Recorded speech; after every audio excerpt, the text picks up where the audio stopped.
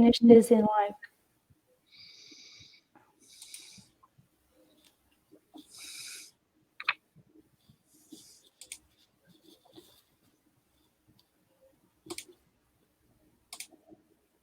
Hello and welcome to this week's episode of My CP Does Not Define Me, where we focus less on the dis and more on the ability of what we can do. Join us every Wednesday at 2 p.m. Eastern Time, live on www.letgoradio.net and on Facebook Live, where I always say, if you can't be good, be bad, but be good at it.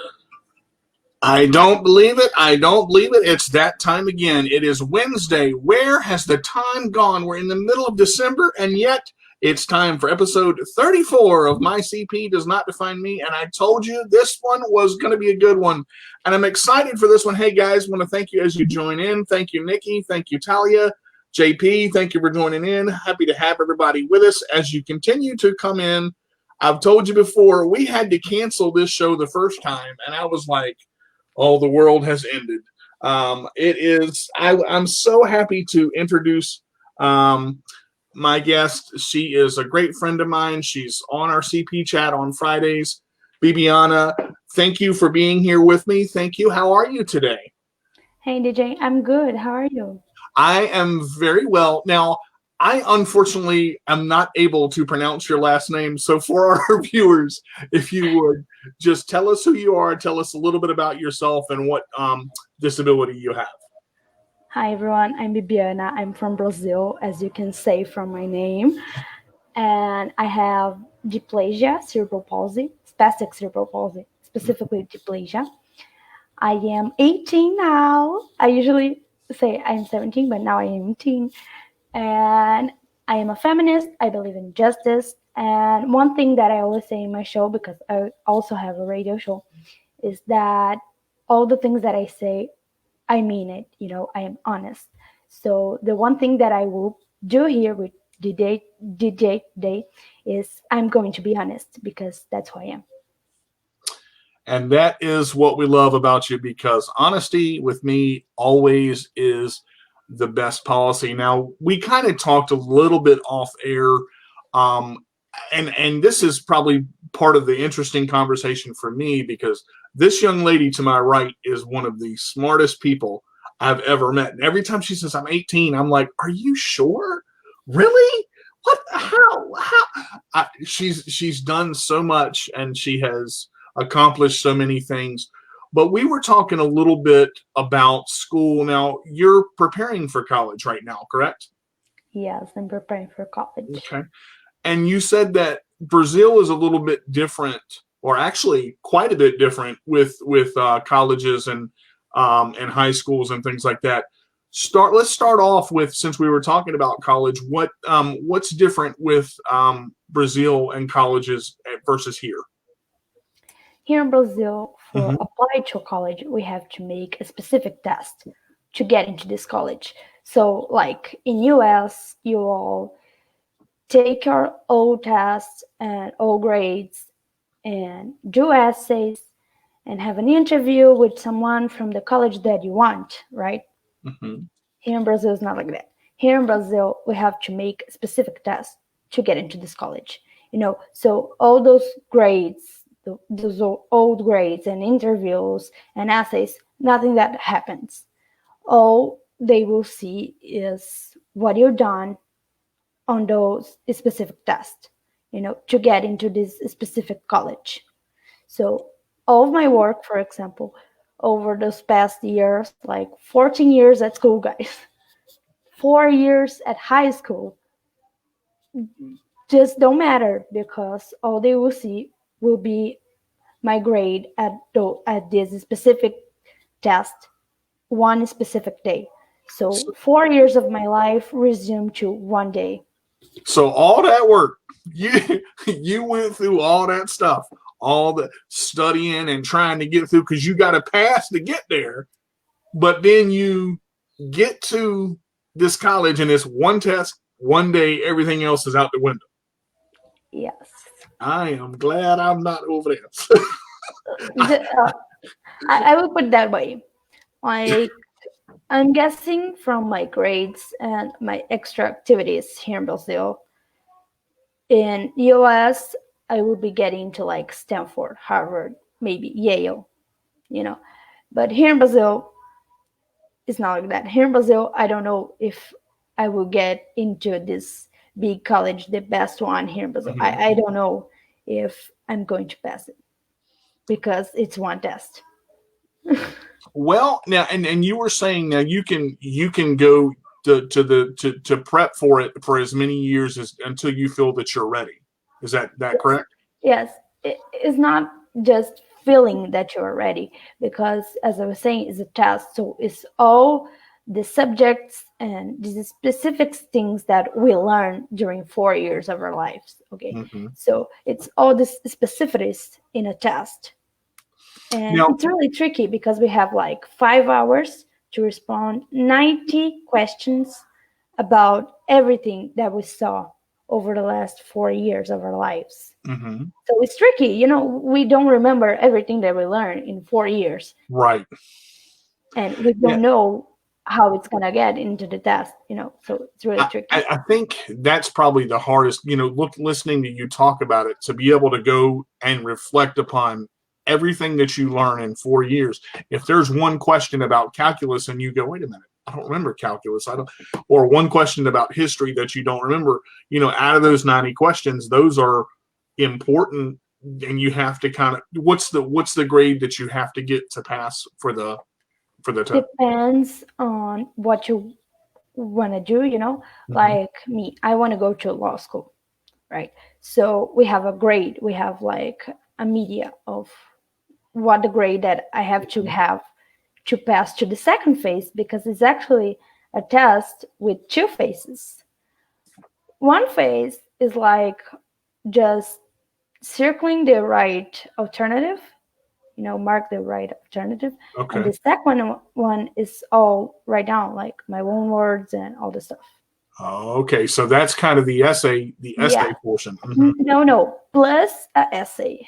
But it's not Oh, it's not a personal essay. It's an how can I say that? like the written questions. Yes. Hmm. Yes. It's two things. Reading questions plus an essay, but it's not a personal essay. It's not like I am like this, I like this, and I see myself in 5 years doing this. It's not like that. Right. It's a test talking about like inequalities in Brazil, how we can solve it. And we have 30 lines and you have to make this test in 30 lines, 4 paragraphs, and all this stuff. It's really tricky, guys. This is making my head hurt, and I'm not even like taking the test. Like really, I You're not seeing my walls, but I can show you. Like my walls is just formulas. so let me ask you this. Now you said that you wanted to study law. What made you decide, growing up and getting in, especially in Brazil, because I know you're the type of person that wants to make a difference, and I love that. What made you decide to study law? Well, it's actually a bunch of things. I was 12 when I discovered what it was cerebral palsy, because I knew I had a disability. I just didn't know what disability was, Right. and what cerebral palsy was. We never said about cerebral palsy. We said about disability my whole life, Hmm. like my leg, and not cerebral palsy. Can you understand that? I do. Yeah. So the first thing that it got me into like I want to change the world was the view that people used to get to me, like they were looking at me with different eyes, and they were saying things, and they were doing mean things to me. So the first time that I was like, I want to do law because law is special, and I think some things can only change through law, through Supreme Court. And Well said. Yes. Hmm. I think some things only change in this atmosphere. So I said, like, I want to change for people with disability. Then I was discovering feminism, and I was like, women should be a part of this, and women are not. So I was seeing like the disabled point of view and then woman point of view. And when I realized that this was I was going to do for the rest of my life, Mm-hmm. like no matter how hard it is, no matter how many years of prep school I will have to make, no matter how many failed tests I will get, I will do this for the rest of my life. When I pass, I will do this for the rest of my life. So, Well, you kind of you've made the decision of regardless how long it takes, this is what you want to do. yeah, This is where you're going to go. yes. And then in 2018, I don't know if you're familiar with Brazilian politician, but we have an election, presidential election, and the results and the hatred, you know, with this election was like brutally. You Mm-hmm. know, you got like this with George Floyd and this election this year, and in this election of 2016 here in Brazil we got this in 2018. Was amount of hate, a really good amount of hate Mm-hmm. towards politics. Even though now we can talk about politics in Brazil, we talk like two things saying a party or something like that, and people go wild. People go really wild. It's like crazy. And was when I realized that the point of law was not only the disabled community or the women community, was actually the human rights community. I defend human rights. I do not defend only disabled or women. I defend human rights. And I realized that at the election at 2018, Mm-hmm. during all those hate that I was seeing. So looking at all this, and there's two phrases that you just said that I want to pull from. You want to what do you want to change about the disabled community in Brazil particularly? I want to change the perspective that people see disabled people. Mm-hmm. And You how know, how do you think law will help you do that?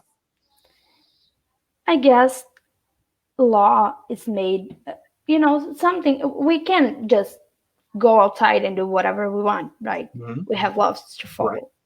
But those people making laws don't have disability. So the laws for people with disability are not made for people like us. Mm-hmm. They are made for someone, they are made by somebody else for us. I agree. I agree.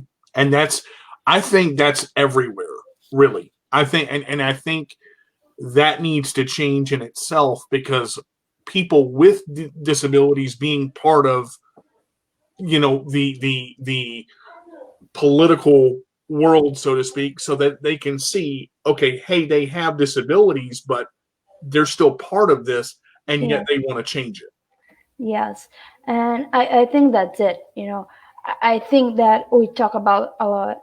We talk a lot about inclusion, Mm-hmm. and people don't actually know what it means. So I came from a school that I came from a lot of schools, and all of them was private, and all of them were saying like we are inclusion and all the stuff.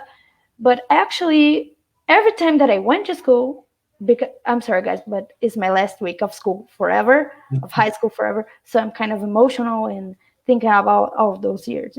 No, I understand. So every time that I went to school, I feel bad. I went to school all those years, not for the people or for the school. I went for the teachers and for the classes Mm-hmm. because I went to change the world. I always knew that school is the most powerful thing to change the world. Education is the most powerful thing to change the world. And I was only getting educated if I went to school. Mm-hmm. That's why I went every morning, but it was hard. How did you come to that realization when you say education is the only way to change the world? Education, to be educated and to learn. How did you come to that realization? I came to this realization multiple times in my life. Mm-hmm. First one is because my mother is a teacher and my Wow. father is a teacher. And my grandma was my teacher. I came from those examples. Mm-hmm. But the tricky part was at this election that I was saying before. Like the president elect doesn't have education at all. Okay. Like even the basic he doesn't have. And the most people that vote for him don't have education. That's why they vote for him. Ah, I see. They vote for him because he was throwing fake news, and people got trapped into those fake news. So they were influenced by him and what he Yes, was putting out. They liked what he was yes, putting out, so they followed him. yes. Oh boy! Wow. And that's the thing, we are seeing hate and all the stuff because we don't have education. Mm-hmm. We are seeing hate because someone is saying like, oh, the immigrants will steal your job, and people are like, oh my god, my job is it's my bread, I can't lose my Mm-hmm. job.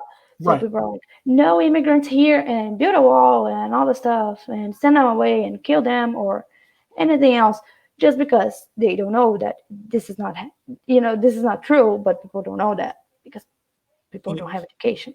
it's amazing. Just what you just said right there.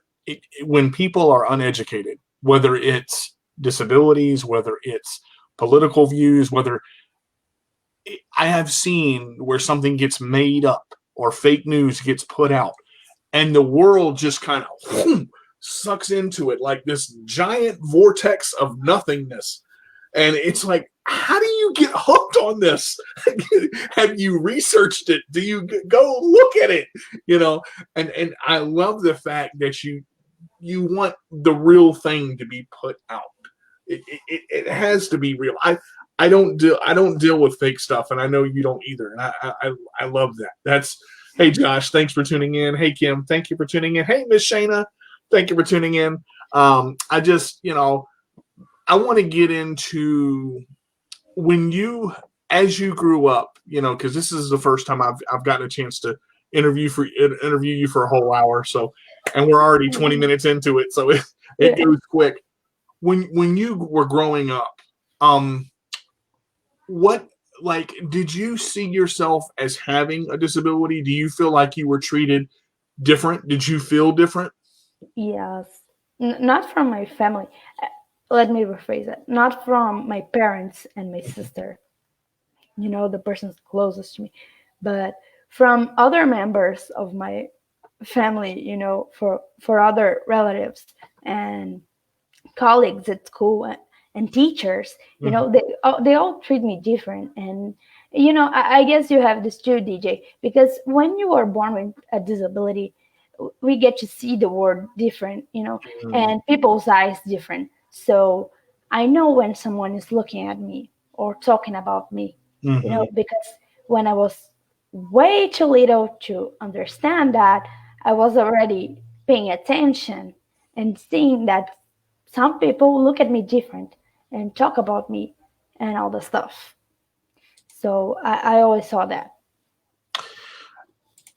I was there. I mean, was there what would you say your biggest struggle growing up with a disability was?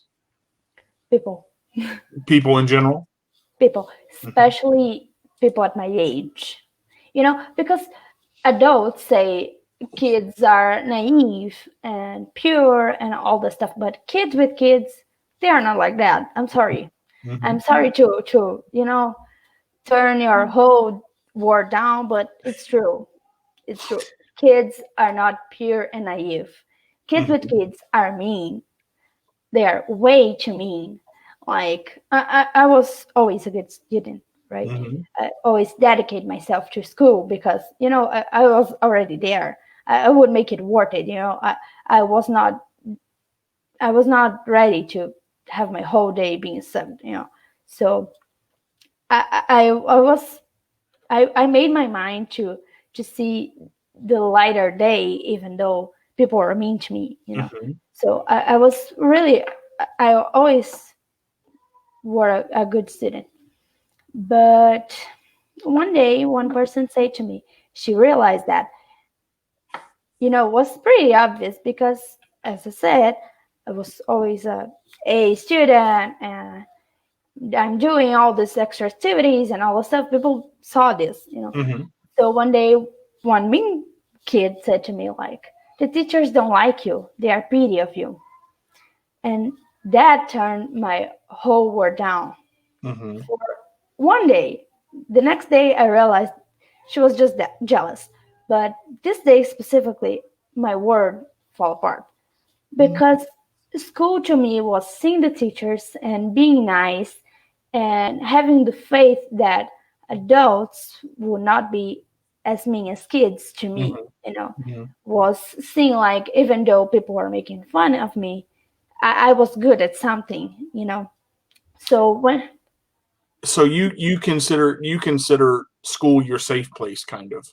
no, I No. consider teachers and classes my safe space, Okay. Okay. but Okay. not school. School sucked to me, and people don't seem like to understand how a student can hate school, but that's my case because school is not only made of teachers and classes, it's also made by students, Mm-hmm. and students are mean to other students.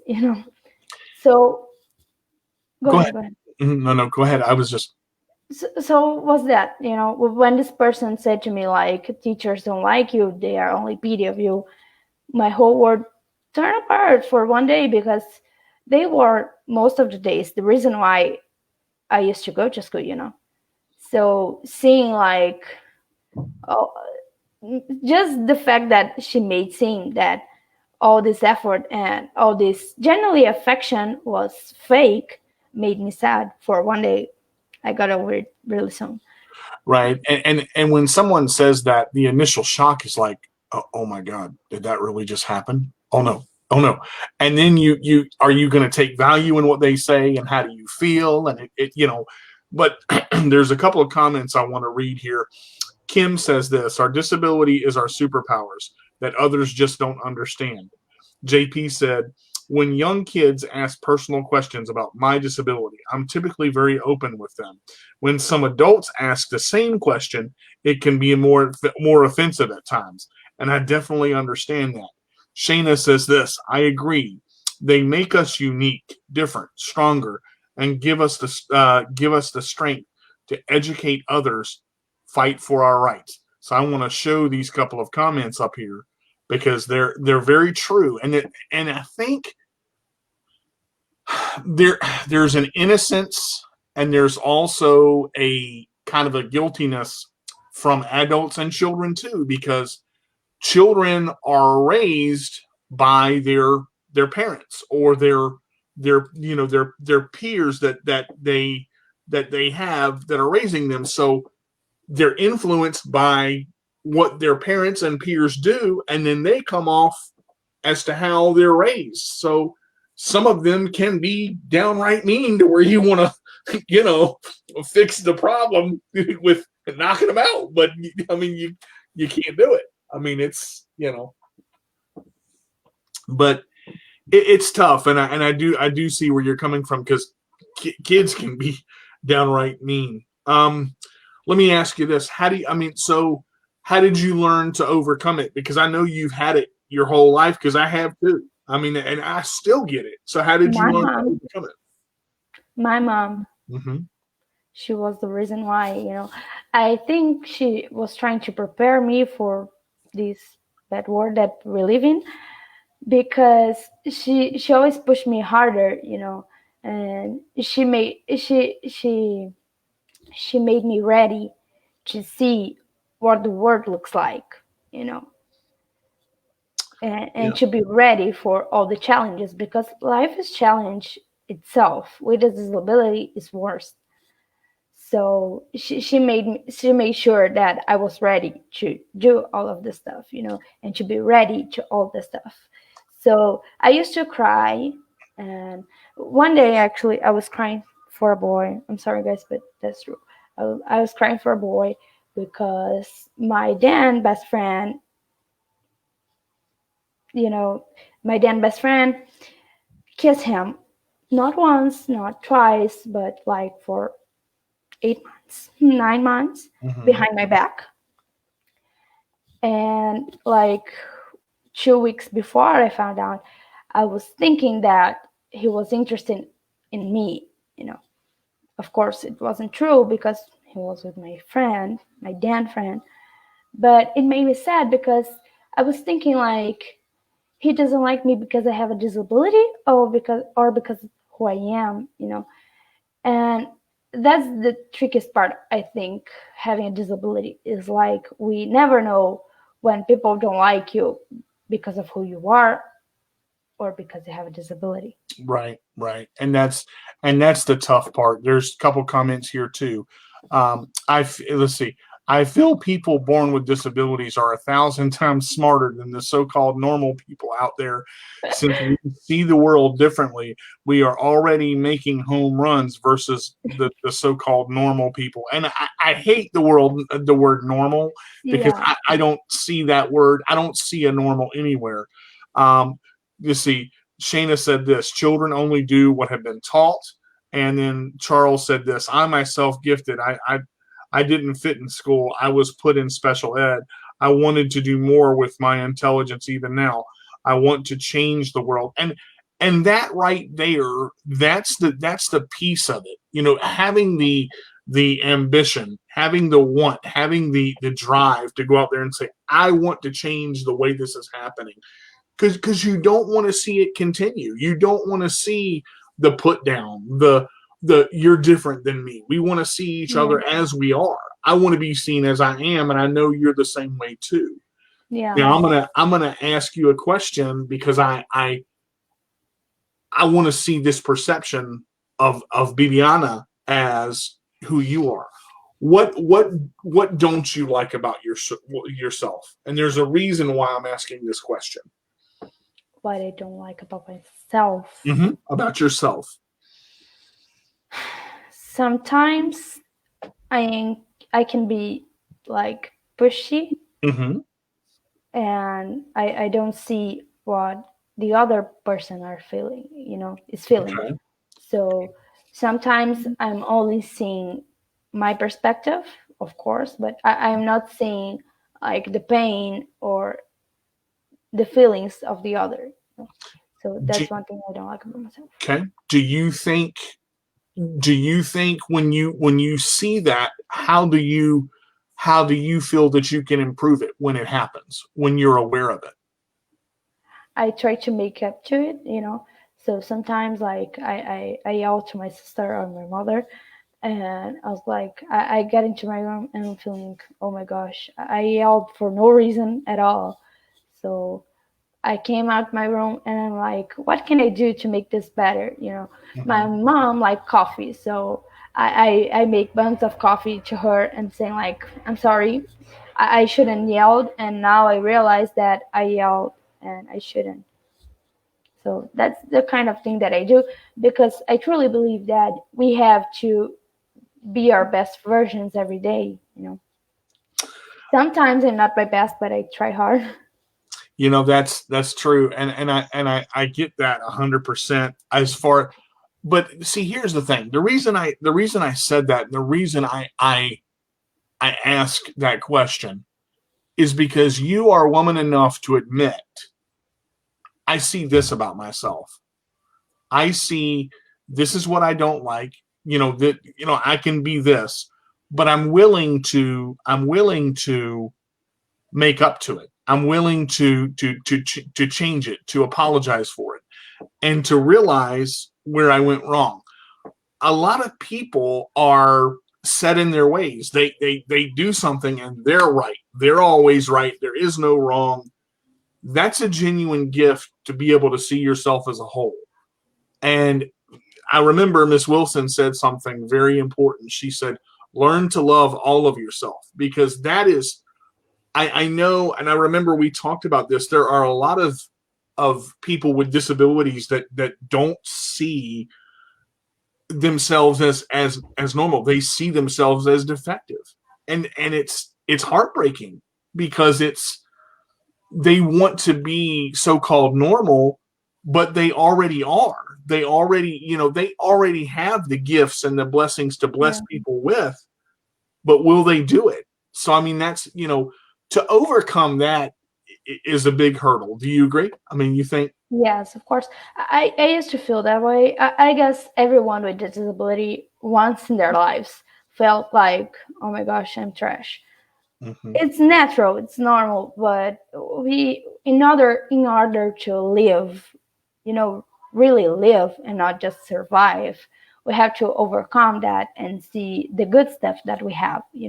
So for example, one thing that makes me really sad is that I always loved shoes, always, my entire life. Mm-hmm. And I loved high heels, but my feet cannot, stand high heels. So I cannot wear them, but I really wanted to. And for a long time, I was like, oh my God, I can't wear them. I hate my life and all this stuff. And no, it was just one thing that made me sad. And I talk about like, I wish I could wear high heels. And I move on, I put something else in my feet, and I go live, because that's life. I'm not saying that we should love all the sacrifices that we have to make. Mm-hmm. I don't think that we should, like, how can I say that? I don't think that we should exclude all the pain of having a disability, because we are in pain sometimes. Mm-hmm. Some things That's true. Yeah. some things make us sad, and of course, deserve me should make me sad. But if I stop living because of a shoe, it's like insignificant. So I move on. Well, yeah, I mean, and you can move on from that. Definitely, you have the right to be sad or feel how you want to feel, But the point is, you don't want to stay in that sadness all the time. You want to figure out what's best for it. If it works, it works. It doesn't, it doesn't. And like you said, move on. There's a couple of comments I want to read here, and I've also posted these too. Blake said, "I feel like some people see we are stronger than others because we have to overcome so much." And DJ, we definitely know you aren't normal. No, I'm far from that. JP said, "It's not that disabled people don't like others with disabilities. It's that they often don't understand the disability. It's human nature to attack or ignore what someone doesn't understand." And Kimberly said, "It's so true. You must be the best version of yourself. Don't let's see, and whoever don't like it can go kick rocks." Um, Miss Wilson said, or excuse me, Miss Smith said, "No, not everyone." And Charles said this: "I think the physiological programming when we're growing up, we need to hold everything in. I don't like myself for the fact I hold stuff in." Yeah. Let me just touch on that for a second. I think a lot of people do that, and they feel like because of who they are that, and I hate stereotypes. Men are not supposed to cry. Men are not supposed to feel. We're supposed to be strong and tough and rugged, and we don't ever have emotion. But women are the criers and the this and the that. Look, I wear my heart on my sleeve. I always have. And I like who I am. And I think, and I know, a matter of fact, Bibiana likes who she is. But we have the right to feel emotion, and I don't think we should have. Sometimes we can't even explain why, and you don't have to explain why. Sometimes you just feel it, and you have to go through it to get through it, if that makes sense. I have two comments for that, DJ, if Mm-hmm. I can. The first one is that me, as a young lady speaking here and single, must say that girls at my age, single also and feminist, like men that cry. Men should cry. We like that. And second thing is that I never, hold stuff in to myself. Never. Mm-hmm. Even though sometimes I was too ashamed to speak to someone, I used to write. Write, it's good. And just talk to someone. Nowadays, like when I'm having a bad day, or the day that the day that I discovered that my friend was with the boy that I liked, I said to my sister, like, I can't stop thinking that he's not with me because I have a disability. And Mm. I cried the whole day. And then I was good because felt good to speak to someone, can be your mother, your friend, or someone else. You should say, you shouldn't hold in. And let me and just Miss Winnie again, and these two comments right here. And men do cry, and it's real, and it's okay to cry. I never understood the concept of men don't cry or shouldn't cry. That's correct. Me too. I think real emotion get me going here. I might start crying. I think real emotion, it has to be real based on where it comes from. And I think that's stereotypical, and I think that people just automatically assume and set up these walls that they have to be a certain way. Shayna Yeah. says you got that right. For me, crying helps me get over things. Sometimes it feels good to cry. I'm a big crybaby. Look, a lot of people are. But let me say this too, and I think that this question right here, how do because you said you were upset from the boy that that did all that, and what you went through when you're going through life. How do you Bibiana, get people to understand you and your disability and get them to accept it when they don't know about it? I am truly honest. I show them, like, this what cerebral palsy is. I have this disability. It might not seem like disability, like as cerebral palsy, because you are assuming that cerebral palsy is only this, and cerebral palsy is a whole bunch of things. And I am one of those things, and I'm proud of myself because look at this. Some people died because they have cerebral palsy. Right. You know, Mm-hmm. I was born with I was born with 28 weeks. I was really small. I spent Right. 2 months in the NICU. I wore FOs my whole childhood. I made surgery. Nowadays I wore braces on my teeth because of cerebral palsy. Cerebral palsy messed up my teeth and all this stuff. Mm-hmm. And I show that to people, and I have feelings about that. Sometimes I got tired when we're like in a party, and I got tired and I fake like I'm not with pain, but I actually am. And when the party's over, I said to my friends, like, I was in pain that day, and that's because of cerebral palsy, and you don't know that. Or sometimes we're at PE, and I am afraid to fall, or I can kick the ball and all this stuff. And I say, like, that's because I have cerebral palsy. And cerebral palsy is a real thing. And we are real people. And coming back to what we are saying about crying, I'm not the person that cries much. I don't cry much. Mm-hmm. And people see that as coldness, as I was a cold woman just because I don't cry a lot. And that's the thing. Men are allowed to cry and women are allowed not to cry. That's normal, that's natural. People deal with feelings different ways. Mm-hmm. And sometimes, because of the way that I say things and because of the way that I express my feelings, people think that I don't have feelings at all, Right. that I don't have issues with my disability, or that I don't like having cerebral palsy, or that I don't accept my cerebral palsy. Right. And not the thing. So that's the way that I deal with people.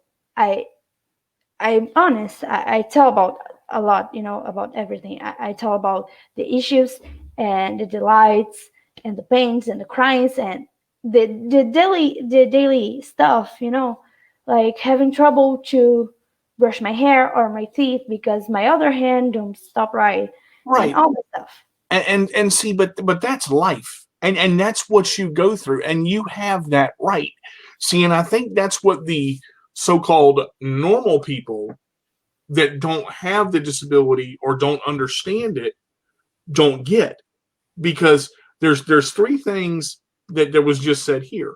Crying, Shayna said, crying doesn't make you weak. Nikki said, right, and Miss Wilson said, and it doesn't make you less of a man either. And man or woman, I think emotions are real as long as you don't let them control you to where you can't get past where you need to go. I think everybody experiences their emotions. I think everybody should go through them. And I think you should have the right to say, you know what? I'm in pain. You may not understand it, but I'm hurting. I need to sit down for a little bit. I'm good at sitting down. That's one thing for 39 years I've been doing for a long time, and I know how to sit down. I sit down very well. My cushion is proud of me. I'll tell you that. But it to me, what I see, when I look at, all the things that you've accomplished and all the things that you've gone through, you are genuine to people, and there's a genuineness with you that a lot of people don't have. It's because you're so real at the fact of what you see, and you call it like you see it. I don't see it as pushing. I don't. I mean, it's tough because we get all these assumptions made of us and how we are because we have a disability. But when you break it down and you can look past the disability, like you said, we're people. And I think for whether you're a man, whether you're a woman, whether you're a child, whether you're not, I think if people can understand that the disability doesn't make us a certain way or a certain class or a certain label, I think once they can look past that and understand who we are as people, they can better understand the disability as well, because then they can say, this affects Bibiana this way. This affects DJ this way. It's different. Every case is different. Do you Yes, agree? of course I agree. Of course that I agree. I was hearing and thinking like, I agree, I agree, I agree. I just, I know, like, I've never been outside of the U.S. I've always wanted to go because, but I've heard, from you that in Brazil and in other countries, the women's perception of themselves is, I've heard some stuff, and I want to see people as people. I don't want to see people as perception. I mean, Let me say that, especially people outside the country, mhm, especially visitors and tourists, they used to see Brazilian women as this Greek sculpture, mhm, and a lot of women that go to other countries, want to pass this image, mhm, right? But it's not entirely true. You know, some women are like this, especially the ones that are not educated. Because as I was saying, a lot of men and women are not educated in Brazil due, inequalities, social and economic inequalities. So the thing is, those people in particular see themselves as objects. mm. It's not the case for those who are educationalized. that that bothers me so much when a woman or a man sees themselves as an object. It's that one boils the blood right there, because that's where I'm like, stay calm, because a lot of times I want to jump in, but I want to jump in because I don't think it should happen. Yeah. It's that's that whole stereotype of men go work and women stay in the kitchen. I know It's some not hard only working women. that, Yeah. it's also that. Hmm. But, most politicians here in Brazil are men. But it's also the fact that we are a lot controlled by media, and Right. in US too. And we have this stereotype of person, especially women. And here in Brazil, we have this stereotype of tropical woman. Hmm. And it's like this tall girl, skinny, white, or like, Tan. how can I say that? Yes, but Hmm. not black. Right. Because here in Right. Brazil, you know that Brazil is a country of miscegenation. So we have black people and white people and indigenous people Hmm. and all the stuff made us. So we have this stereotype of woman. I Hmm. don't fit in any of those. I am a short girl. I have a disability, and I'm pretty sure that my body is not this typical body of Brazilian girl, and that's fine. We are not like that. And I see as a college, as a high school student, Hmm. that girls really try to be that way.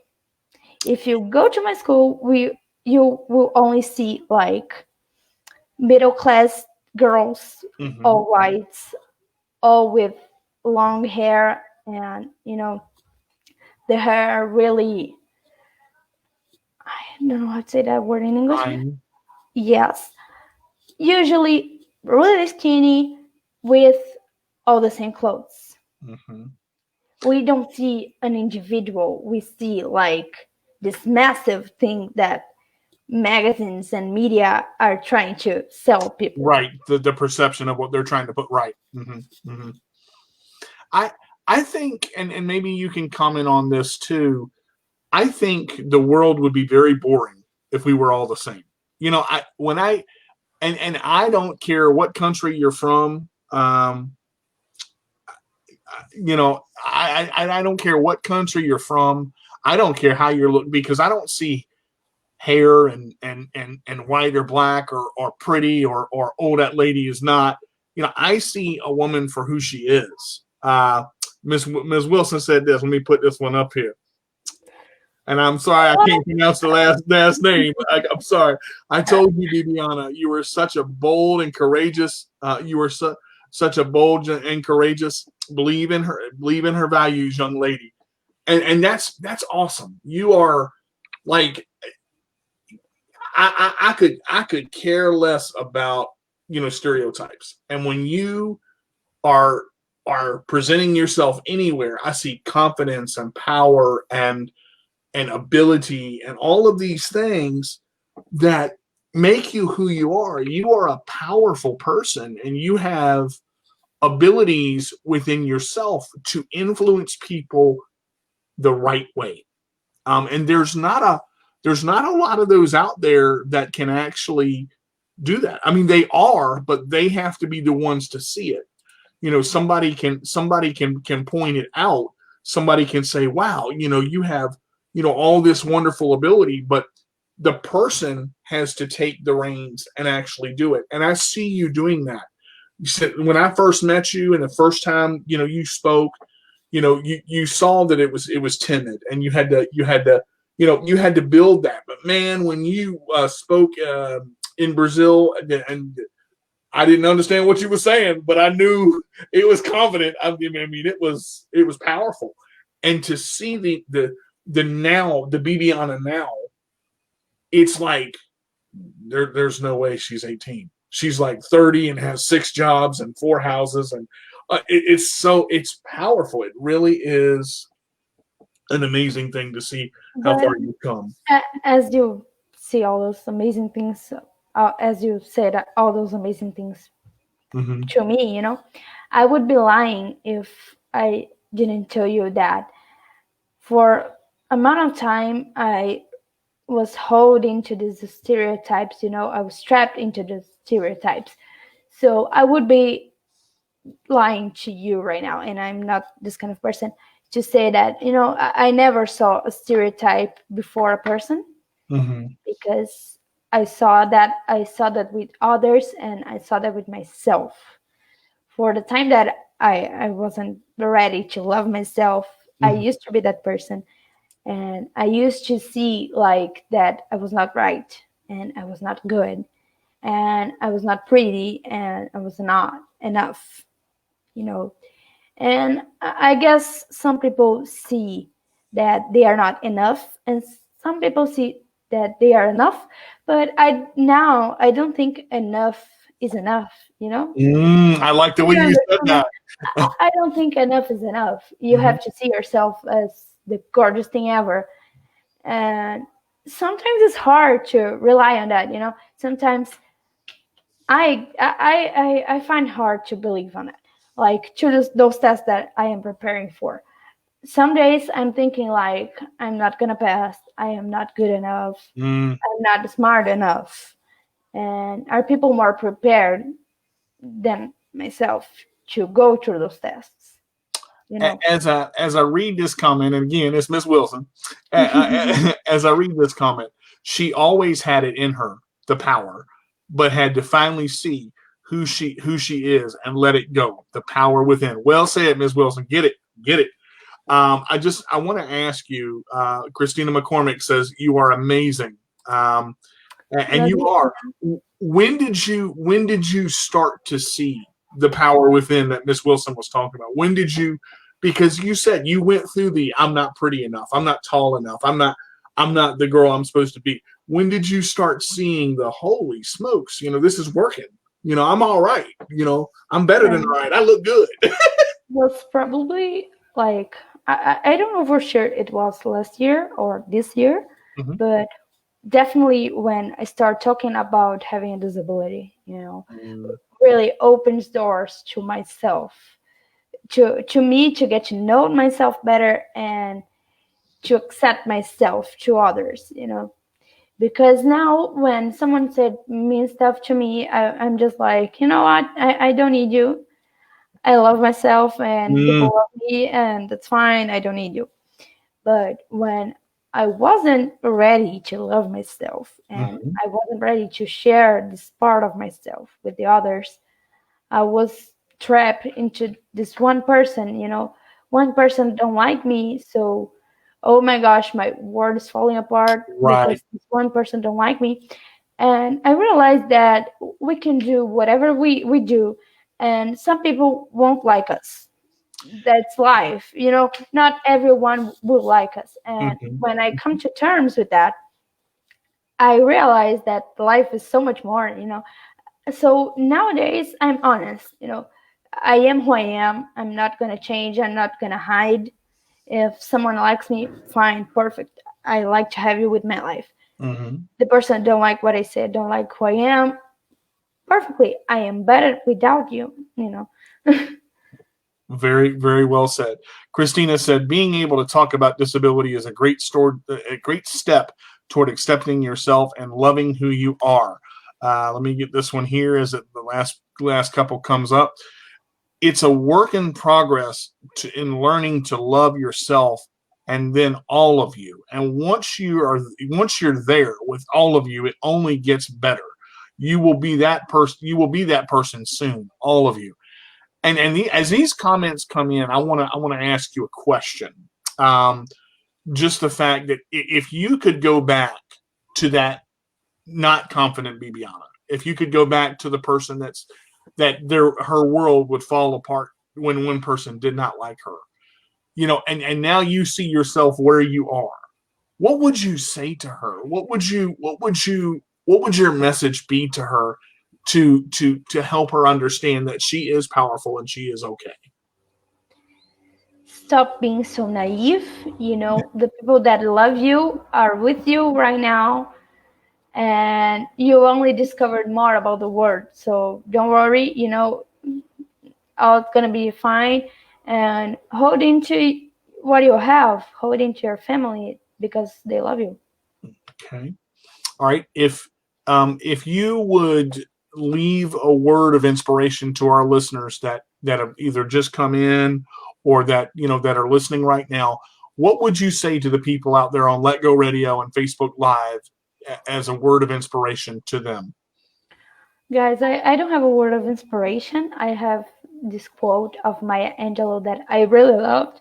You Mhm. know, someday people are gonna start assuming that my Angelou quote is my quote because I say that like every time that someone said that to me, like to leave an inspiration quote, but is you might kill me with your hatefulness, but still like air, I will rise.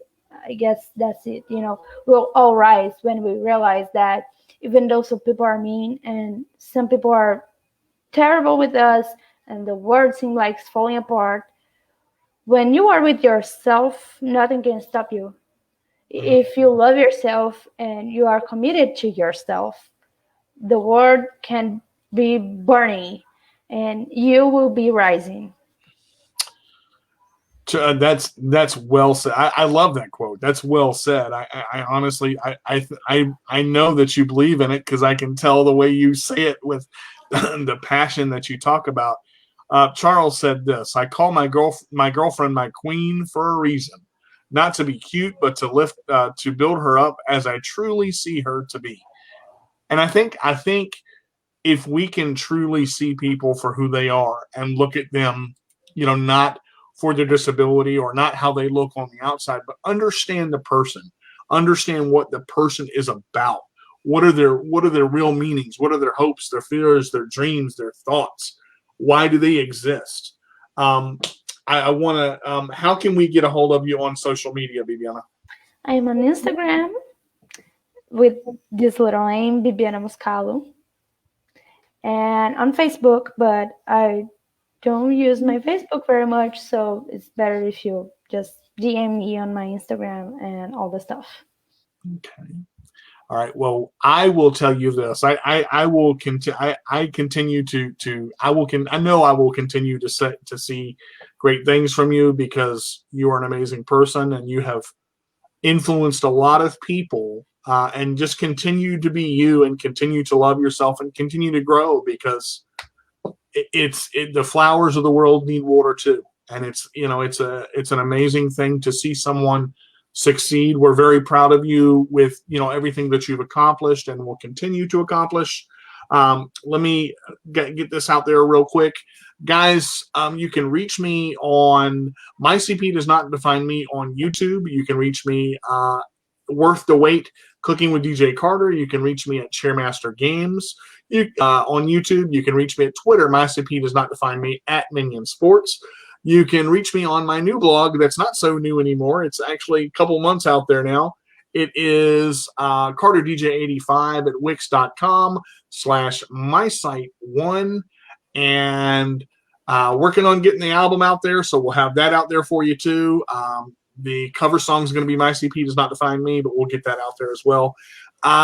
So every Wednesday, 2 p.m. Eastern on Let Go Radio and on Facebook Live, My CP Does Not Define Me. I love it. I love it. I love it. I knew it was going to be a great show. I hope everyone has a wonderful, wonderful day. Thank y'all so much for tuning in, and we will see you later on. All right, everybody. That's going to do it for this week's episode of My CP Does Not Define Me. But don't worry, you can catch us again next Wednesday at 2 p.m. Eastern Time on www.letgoradio.net and on Facebook and YouTube at My CP Does Not Define Me. Remember, I'm your host, D to the J with the roll away. And if you can't be good, be bad. But be good at it. We'll see you next week.